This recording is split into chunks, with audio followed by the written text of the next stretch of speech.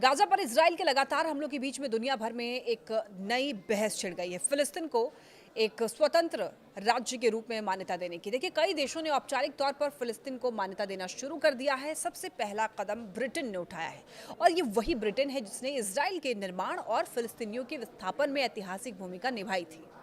इसके बाद देखिए, कनाडा, ऑस्ट्रेलिया और पुर्तगाल जैसे देश भी इस कतार में शामिल हो गए हैं। अब सवाल ये उठता है कि क्या सचमुच फिलिस्तीन को मान्यता मिलने से उसका स्वतंत्र राज्य बनने का सपना पूरा होगा, और क्या इसके लिए कोई आधिकारिक प्रमाण पत्र जारी होता है। सबसे पहले समझिए कि ये पूरा मामला है क्या। देखिए, फिलिस्तीन जो है वो कानूनी रूप से एक राज्य माना जाता है, लेकिन दुनिया के नक्शे पर उसे किसी आधिकारिक देश का दर्जा हासिल नहीं है।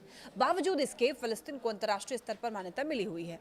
उसके विदेशों में राजनयिक मिशन है, ओलंपिक जैसे वैश्विक आयोजनों में हिस्सा लेता है, लेकिन इसकी सबसे बड़ी कमी यह है कि फिलिस्तीन की अंतर्राष्ट्रीय स्तर पर मान्यता प्राप्त सीमाएं नहीं है, स्थायी राजनीति नहीं है और सेना भी नहीं है। और यानी कि नाम है, पहचान है, लेकिन ढांचा अधूरा है। तो अब सवाल है कि आखिर क्यों कई देश अचानक फिलिस्तीन को मान्यता देने लगे हैं।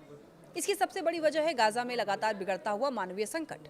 हमास के नियंत्रण वाले स्वास्थ्य मंत्रालय का यह दावा है कि पिछले 23 महीनों में इजरायली हमलों में 65,000 से भी ज्यादा फिलिस्तीनी मारे गए। और ये जो आंकड़ा है केवल मौत का नहीं है, बल्कि मानवीय त्रासदी का प्रमाण है। संयुक्त राष्ट्र ने भी चेतावनी दी कि गाजा भुखमरी के कगार पर है।